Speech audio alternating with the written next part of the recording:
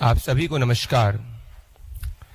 मित्रों, पिछले कुछ दिनों से देश की जनता और मीडिया के बंधु ये देख रहे हैं कि राहुल गांधी देश के कोने कोने में जाकर देश के आम नागरिकों को फर्जी कह रहे हैं और चोर कह रहे हैं। आज जो सबूत हम आपके सामने रखने वाले हैं ये स्पष्ट कर देगा कि असली में अगर कोई चोर है तो वो राहुल गांधी और कांग्रेस पार्टी है। समाज के अंदर आज हर व्यक्ति ये कह रहा है कि जो राहुल गांधी और उनके करीबी हैं वो चोर शोर मचा रहे हैं। राहुल गांधी के कांग्रेस पार्टी के मीडिया हेड पवन खेड़ा के 2 एपिक आईडी पाए जाते हैं। पवन खेड़ा जो राहुल गांधी के करीबी हैं, उनके पास 2 एपिक नंबर हैं।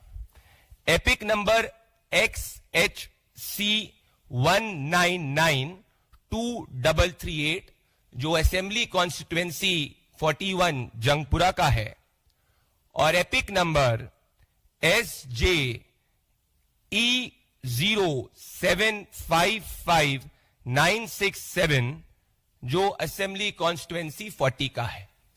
तो राहुल गांधी के करीबी वोटर धांधली और वोटर फ्रॉड के अंदर संलिप्त है, क्योंकि representation of people act 1951 section 62 sub clause 2 ये कहता है कि कोई भी व्यक्ति एक से ज्यादा कॉन्स्टिट्यूएंसी के अंदर वोट नहीं डाल सकता।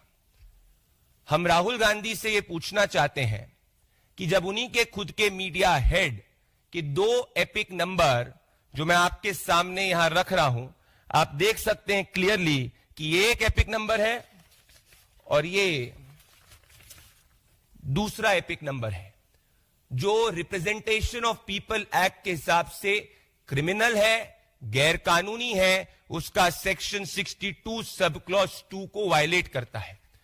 तो क्या आज राहुल गांधी मानेंगे, जो चोरों के सरदार हैं, कि असली चोर पवन खेड़ा है? क्या राहुल गांधी आज कहेंगे कि कांग्रेस पार्टी पूरे के पूरे वोटर धांधली और वोटर फ्रॉड के अंदर संलिप्त है? हमारा राहुल गांधी से सीधा जवाब है। एक तरफ राहुल गांधी देश के नागरिकों को झूठा और फर्जी कहते हैं, चोर कहते हैं। आज आप ही के सामने हमने राहुल गांधी के खुद के करीबी की वोट चोरी सामने रखी है। अब सवाल यह है कि जब ये वोट चोरी और मल्टीपल एपिक आईडी सामने आए हैं, तो ऐसा तो हो नहीं सकता कि कांग्रेस का ये नेता खुद इनको एक्वायर कर रहा है।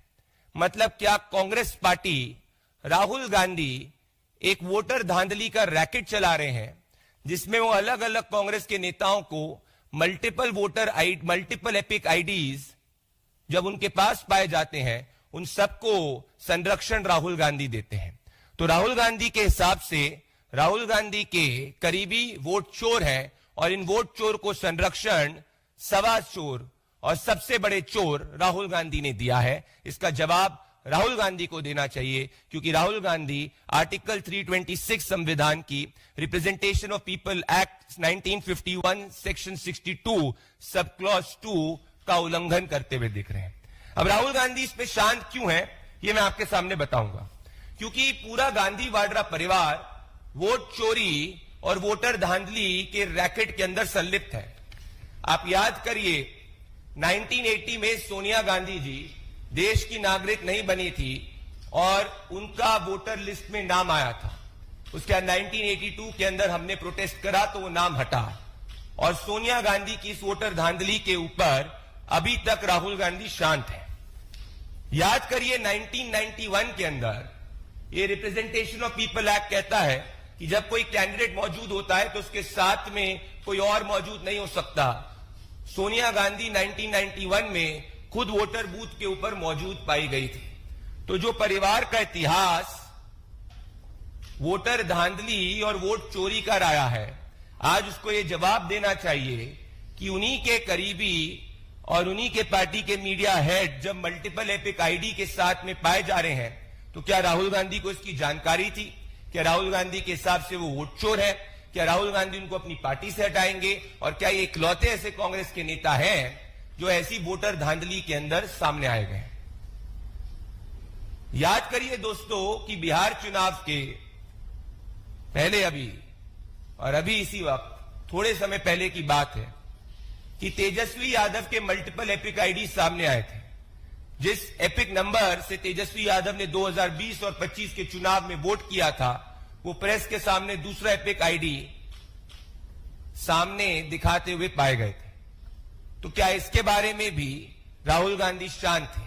तो आज जब ये पवन खेड़ा और राहुल गांधी का ये नेक्सस बाहर आया है, इससे यही स्पष्ट होता है कि राहुल गांधी देश के गरीब, वंचित और पिछड़े के साथ इतनी नफरत करते हैं कि अपने खुद के पार्टी के नेताओं की वोट चोरी को बचाने के लिए, उनकी वोट धांधली को छुपाने के लिए वो बिहार के गली गली में बिहार के नागरिकों को फर्जी और चोर कह रहे हैं।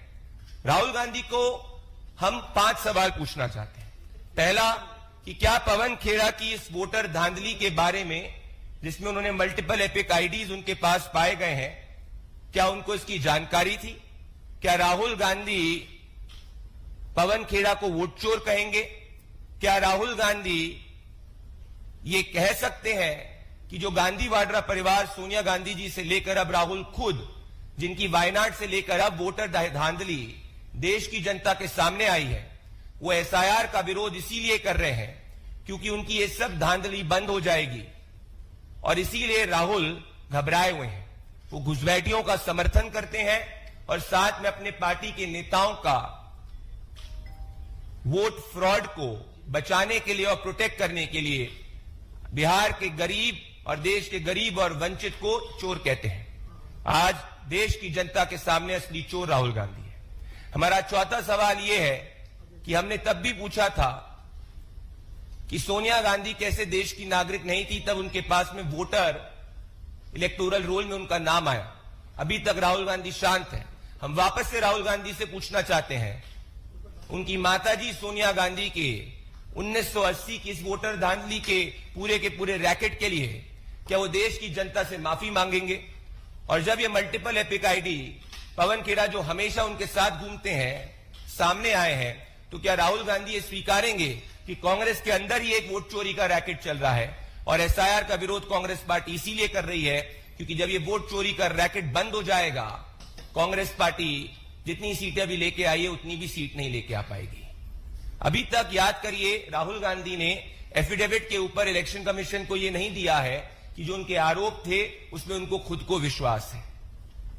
तो आज हम सीधा चार्ज ये करते हैं कि राहुल गांधी को अब जो हाइड्रोजन बॉम्ब की बात करते हैं, उनके पार्टी के अंदर खुद एक वोट चोरी का एटम बॉम्ब रैकेट चल रहा है, जिसके बारे में उनको देश की जनता को बताना चाहिए, माफी मांगनी चाहिए और वो स्वघोषित चोर और पूरी की पूरी पार्टी जिसके अंदर नेता ऐसे एपिक आईडी वाले फ्रॉड के अंदर संलिप्त है, ये सबको देश की जनता के सामने आना चाहिए और माफी मांगनी चाहिए और इसकी तहकीकात रिक्वायर्ड बॉडीज भी करना चाहिए।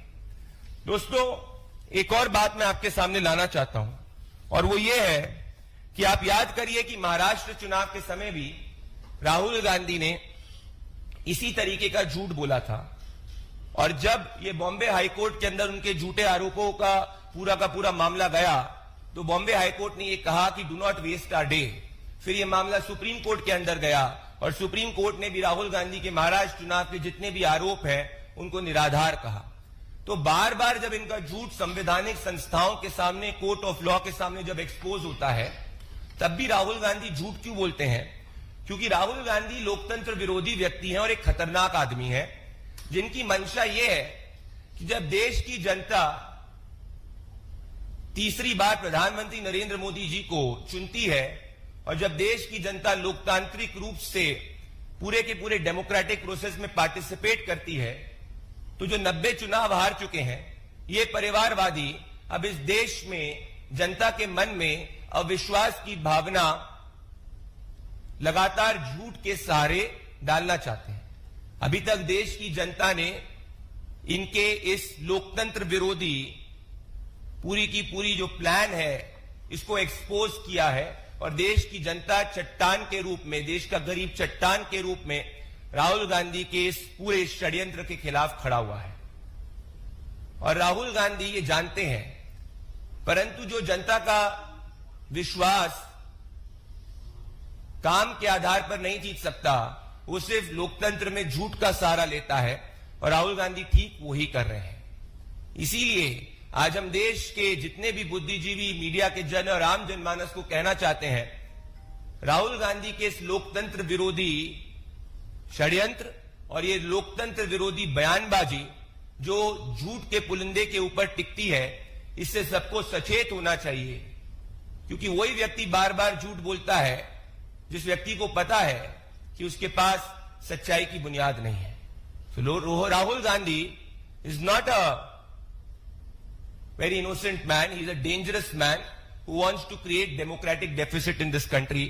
And when his entire fake fraud racket has been called out, Rahul Gandhi को पवन खेड़ा के मल्टीपल एपिक आईडी पे जवाब देना चाहिए।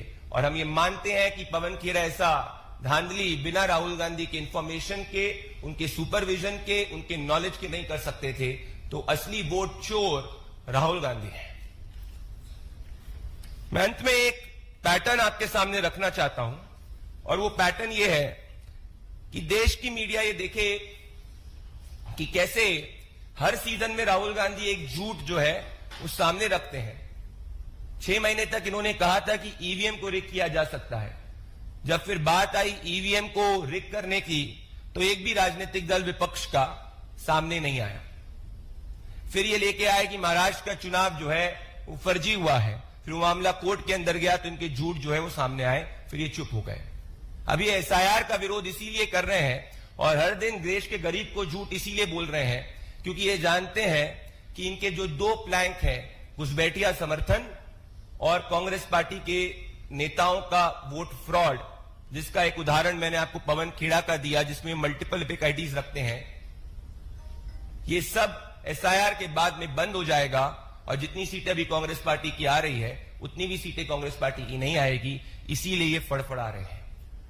और यही राहुल गांधी है जो विपक्ष को लामबंद करते हैं। तभी असम से लेकर बंगाल के अंदर हम देखते हैं कि तमाम विपक्षी पार्टीज घुसपैठियों का समर्थन करती है और देश के आम जनमानस का विरोध करती है। ये देश के अंदर हम सबको पता होना चाहिए कि जो बाबा साहेब भीमराव अम्बेडकर का संविधान था, उसमें पहला हक इस देश के गरीब, वंचित और इस देश के पिछड़े का है। और संविधान की पहले 3 अक्षर प्रियम्बल के हैं, we the people of India.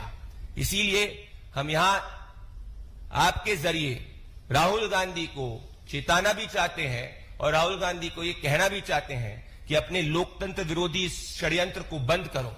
देश की जनता और देश का गरीब ये देख चुका है। देश के गरीब को चोर कहने के बजाय कांग्रेस पार्टी के चोर और स्वघोषित खुद जो सवा चोर राहुल गांधी हैं, उनको पवन खेड़ा के मल्टीपल आईडी पे जवाब देना चाहिए। क्योंकि ये रिप्रेजेंटेशन ऑफ पीपल एक्ट के हिसाब से गैर कानूनी है, क्रिमिनल है और इसकी जांच भी होनी चाहिए। बहुत बहुत धन्यवाद। किसी के क्वेश्चंस?